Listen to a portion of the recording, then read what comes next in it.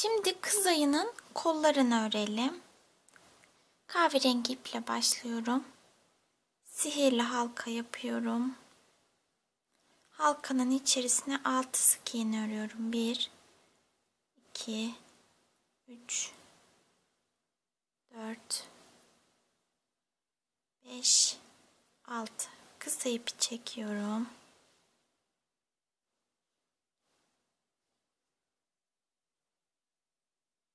İşaretleyici ipimi aldım. Şimdi her bir ilmeğe arttırma yapacağız. 6 arttırma yapıyoruz bu sırada. 1,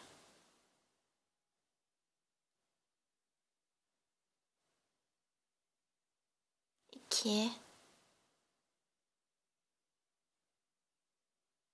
3, 4,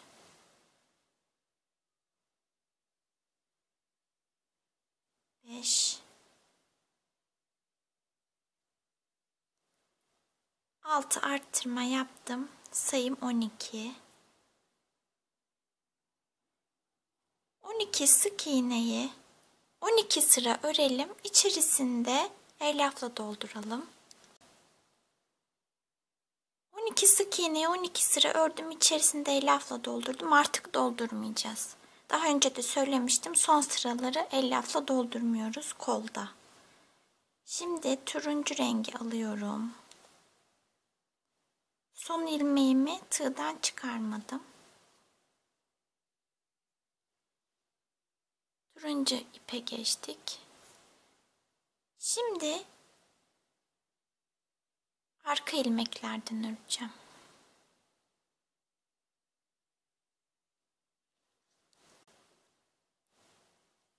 Şöyle arka ilmeklerden örüyorum bu sırayı. Bloğdan 1, 2, 3, 4,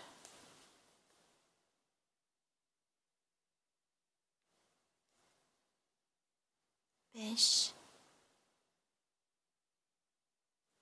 6, 7, 8, 9, 10, 11, 12 sık iğneyi ördüm bloğdan. Şimdi 2 sıra 12 sık iğneyi örelim. 2 sıra 12 sık iğneyi ördüm. Şimdi karşılıklı olarak birleştirelim iki ucu. 5 sık iğne ile 1, 2, 3, 4,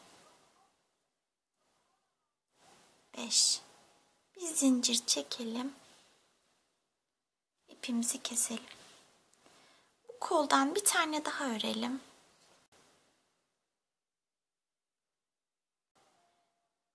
Şimdi bacakları öreceğiz. Önce sol bacaktan başlayacağız ama ayakkabıyı öreceğiz öncelikli olarak.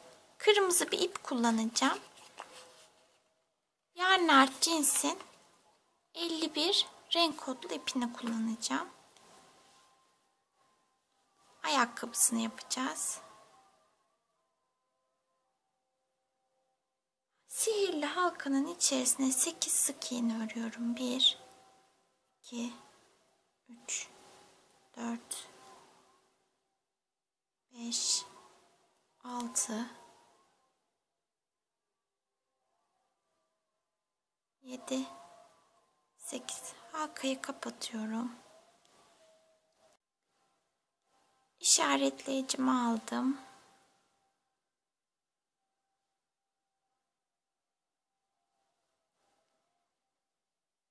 Arttırma yapacağım bu sırada. 8 arttırma yapıyorum. Yani sayıyı 16'ya çıkaracağız. Bir arttırma yaptım. 2, 3, 4,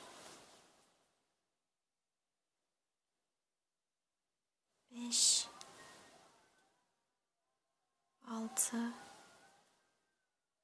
7, 8 arttırma yaptım. Sayım 16 oldu. Şimdi bir sık iğne, bir arttırma öreceğim. Bir sık iğne, bir arttırmayı toplamda 8 defa örelim. Sıranın sonunda sayımız 24 olacak. Sıranın sonuna kadar arttırmalarımı yaptım. Sayım 24. Bir sıra 24 sık iğneyi örelim. 24 sık iğneyi bir sıra ördüm. 6 sık iğne örüyorum. 1, 2, 3, 4, 5, 6. 6 tane azaltma yapıyorum. 1, 2,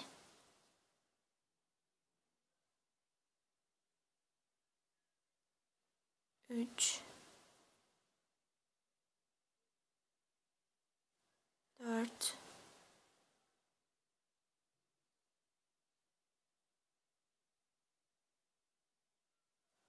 5, 6 azaltma yaptım. Şimdi kalan 6 sık iğneyi örüyorum. 1, 2, 3, 4, 5, 6. Sayımız 18. Kahverengi ipe geçiyoruz.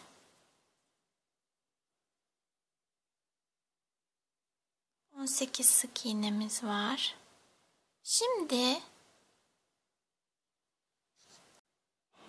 bu sırayı billodan öreceğiz. Şöyle billodan 18 sık iğneyi örelim. Bir sıra billodan 18 sık iğneyi ördüm. Şimdi düz bir şekilde 18 sık iğneyi 6 sıra örelim. İçinde elyafla dolduralım. 18 sık iğneyi 6 sıra ördüm. Son sıradayız. 15 sık iğne örüyorum. 1, 2, 3, 4, 5, 6, 7, 8, 9, 10, 11, 12, 13, 14, 15. Bir zincir çekip ipimi kesiyorum. Sol bacağımız bitti. Sağ bacağı da bu şekilde örelim. Son sırada ilmek sayımız farklı olacak. Aynı erkek ayıda olduğu gibi. Şimdi son sıraya kadar sağ bacağı da sol bacakta olduğu gibi örelim. Sağ bacağı da sol bacakta olduğu gibi son sıraya kadar ördüm. Son sırada 4 sık iğne örüyorum. 1, 2, 3, 4. Bacaklarımız da bitti. İpi kesmeyelim. Gövdeye devam edeceğiz. Artık gövdeye geçebiliriz.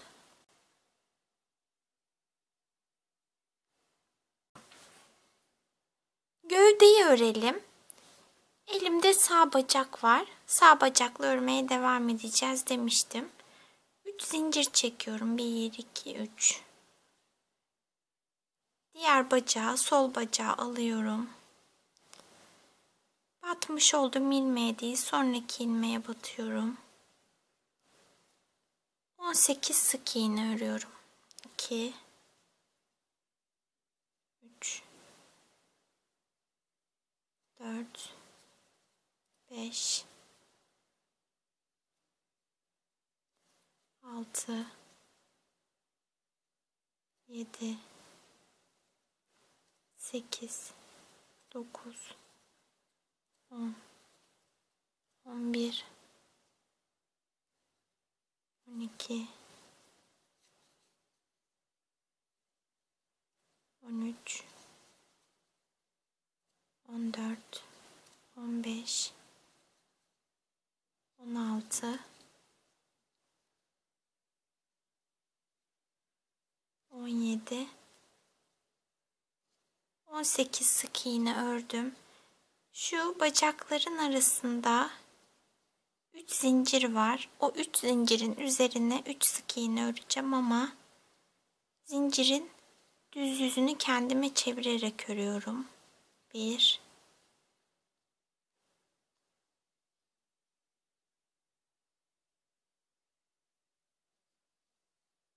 2, 3. Şu batmış olduğum ilmeğe tekrar batıyorum. Tığımın üzerindeki 2 ipi çıkarmıyorum. Sonraki ilmeğe de batıyorum. Tığımın üzerinde 3 ip var. Hepsini aynı anda çıkarıyorum. Bir ilmek elde ediyorum. Burada delik oluşmasın diye yaptık bunu. Erkek ayıda da yapmıştık.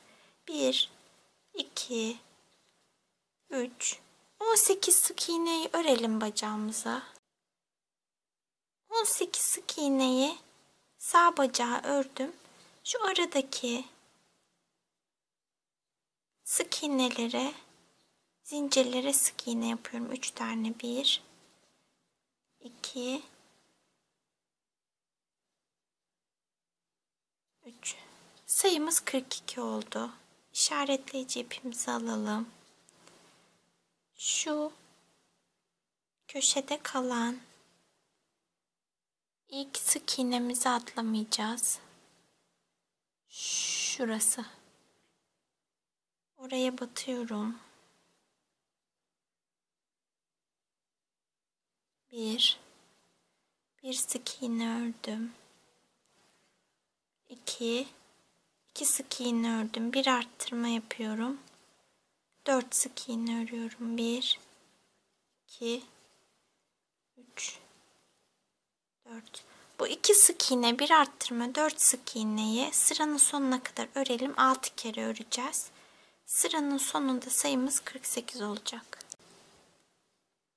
2 sık iğne, bir arttırma, 4 sık iğneye toplamda 6 defa ördüm. Sayım 48 oldu. 48 sık iğneyi 6 sıra örelim. 48 sık iğneyi 6 sıra ördüm. Şimdi turuncu ipe geçtik. 2 sık iğne örüyorum. 1, 2. Bir azaltma yapıyorum. 4 sık iğne örüyorum. 1, 2, 3, 4. 2 sık iğne, bir azaltma, 4 sık iğneyi toplamda 6 defa örelim. Sıranın sonunda sayımız 42 olacak. Sıranın sonuna geldim. Sayımız 42. Bu sırayı bilow'dan örelim. 42 sık iğneyi. 1, 2, arka ilmeklerden. Bir sıra 42 sık iğneyi bilow'dan örelim. 42 sık iğneyi bilow'dan ördüm bir sıra. Şimdi düz bir şekilde örelim 42 sık iğneyi. Bir sıra örelim.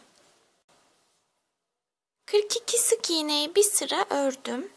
Şimdi 5 sık iğne örüyorum. 1, 2, 3, 4, 5. Bir azaltıyorum. Bu 5 sık iğne, bir azaltmayı toplamda 6 defa örelim. Sıranın sonunda sayımız 36 olacak. 5 sık iğne, bir azaltmayı toplamda 6 defa ördüm. Sayım 36 oldu. 36 sık iğneyi 2 sıra örelim. 36 sık iğneyi 2 sıra ördüm. Bir sık iğne örüyorum. Bir azaltma yapıyorum. 3 sık iğne örüyorum. 1, 2, 3. Bir sık iğne, bir azaltma, 3 sık iğneyi 6 defa örelim. Sıranın sonunda sayımız 30 olur. Bir sık iğne, bir azaltma, 3 sık iğneyi toplamda 6 defa ördüm. Sayım 30 oldu. 30 sık iğneyi 2 sıra örelim. İçerisinde elyafla dolduralım. 30 sık iğneyi 2 sıra ördüm. Şimdi 1, 2, 3 sık iğne örüyorum. Bir azaltma yapıyorum. 3 sık iğne bir azaltmayı toplamda 6 defa örelim. Sıranın sonunda sayımız 24 olacak. 3 sık iğne bir azaltmayı 6 defa ördüm. Sayımız 24. 5 sık iğne örelim. 1, 2, 3, 4, 5. Kolları artık birleştireceğiz. Aynı erkek ayıda yaptığımız gibi yapacağız. Şu ek yeri aşağıda kalsın diye buradan başlıyorum. 5 sık iğne öreceğim. Kola ve gövdeye. Bir koldan aldım. Gövdeden aldım.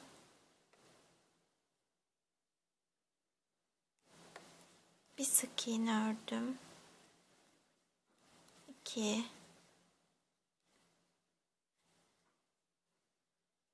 3,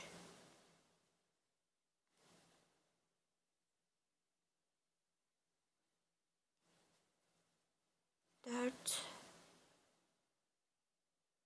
Şu köşeye batacağım. Şuna değil de şu köşedekine batacağım.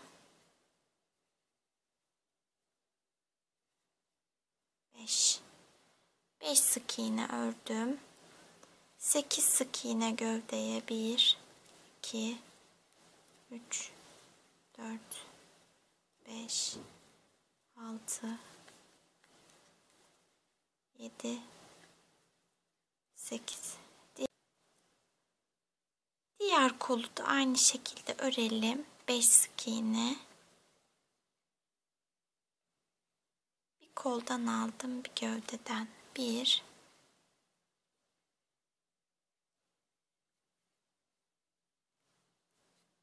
2,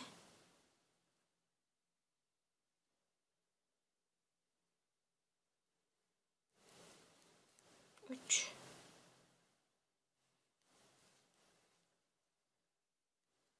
4.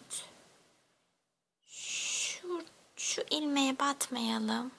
Sonuncuya batmayalım. Şu köşedeki kalan ipe batalım. 5 yapalım. Yani olabildiğince en kenardaki, şöyle yakından göstereyim. Olabildiğince şöyle en kenardaki ilmeğe batalım ki orası havada durmasın. Kötü bir görüntü oluşturmasın. Bir sık iğnemiz kaldı. Onu da örelim. Sayımız 24 oldu. Zaten 24'ü değişmedi. Bir sıra daha 24 sık iğneyi örelim. İçerisine elyafla dolduralım. Gövdemiz bitiyor. Şimdi eteği öreceğiz. Şu 10. sırayı bilo'dan örmüştük. Şuradaki filolarda kalan ilmekleri öreceğiz. Bu sırayı öreceğiz. Burada 42 sık iğne vardı. Örmeye şöyle arkadan başlayacağım. Baş aşağı çevireceğim. Şöyle şuradaki ilk ilmekten, filodan ipimi geçireceğim.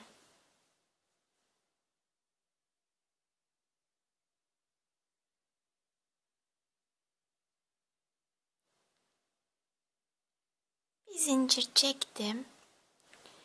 Aynı ilmeğe 2 tane sık iğne örüyorum. 2 sık iğne ördüm. Sonraki ilmeğe 2 sık iğne örüyorum. Her ilmeğe arttırma yapıyorum. Çift örüyorum.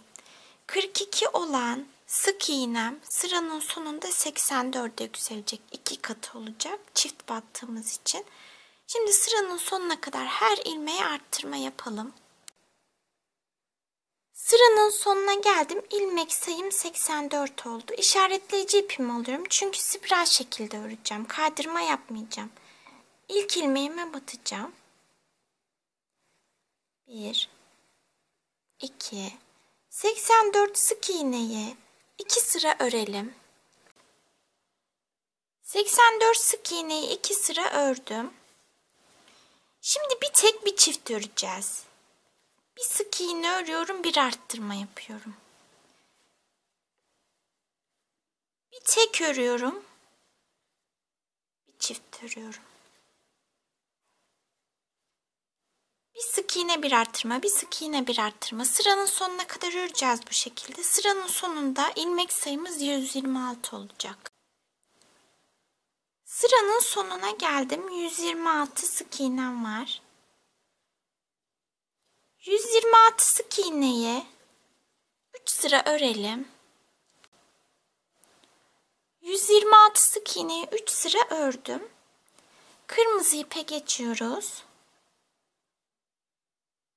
126 sık iğneyi bir sırada kırmızı iple örelim. 126 sık iğneyi kırmızı iple de bir sıra ördüm. İlk ilmeğime kaydırma yapıp ipimi kesiyorum. Eteğimizi bitirdik. Şimdi kafayı örelim. Kafayı erkek ayıyla aynı şekilde öreceğimiz için tekrar anlatmıyorum. Erkek ayı da nasıl ördüysek kafayı, kız ayı da aynı şekilde örelim. Sıra örmemiz bittikten sonra en son sırada ipi keserken uzun keselim. Kafadaki iple kafayı ve gövdeyi birbirine dikelim. Şimdi kafayı örelim. Kafayı aynı erkek ayıcıkta olduğu gibi ördüm. Sadece farklı olarak kirpik işledim şöyle.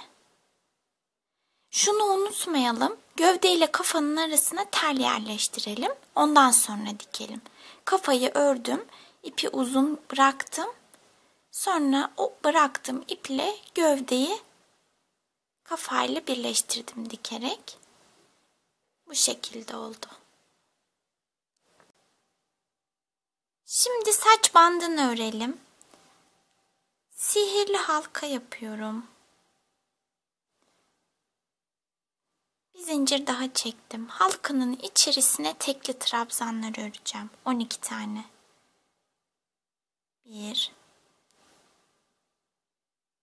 2 3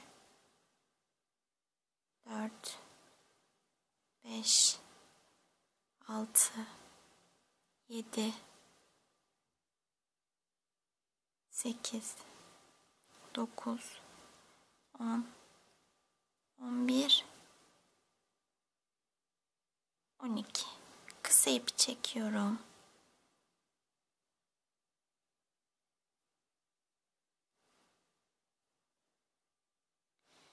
İlk ilmeğime kaydırma yapıyorum. Şimdi renk değişikliği yapacağım. Kırmızı ipe geçiyorum.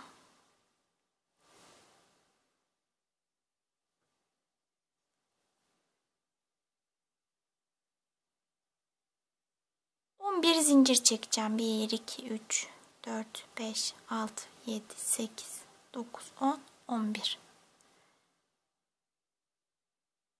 Kaydırma yaptığım, yani ipi geçirdiğim ilmeğe kaydırma yapıyorum.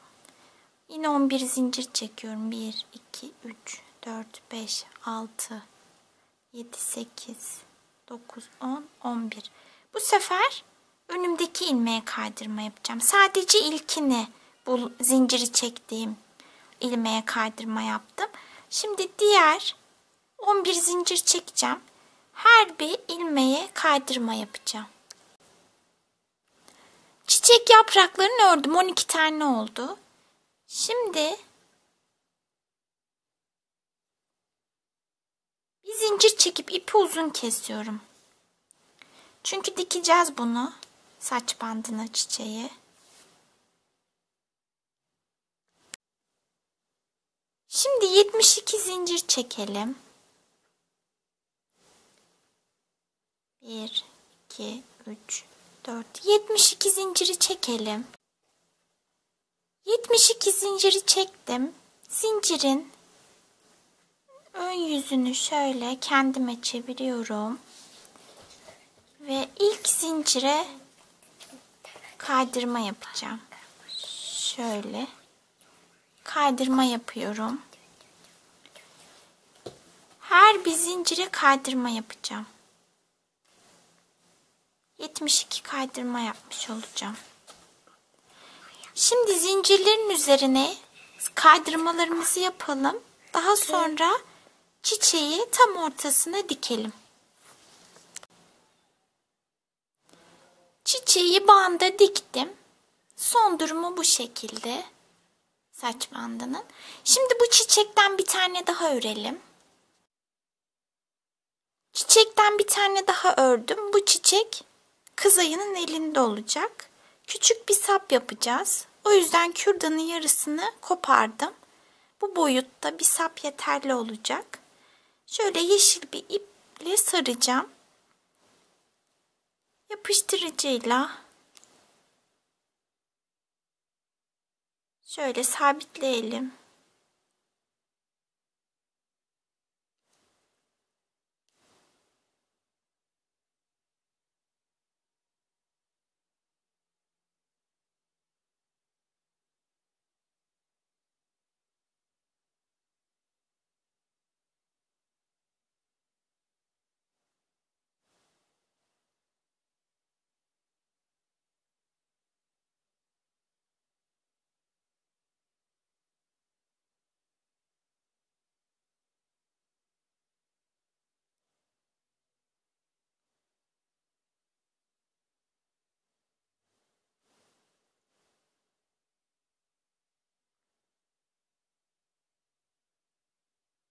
Elinde tutacağı için ayı bu sapı şu uç kısmı sarmayacağım iple.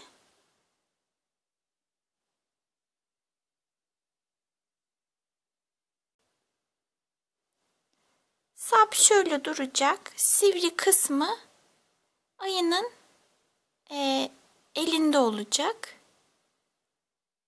Kız ve erkek ayıyı ördük, bitirdik. Beni izlediğiniz için teşekkür ederim. Başka videolarda görüşmek üzere. Hoşça kalın.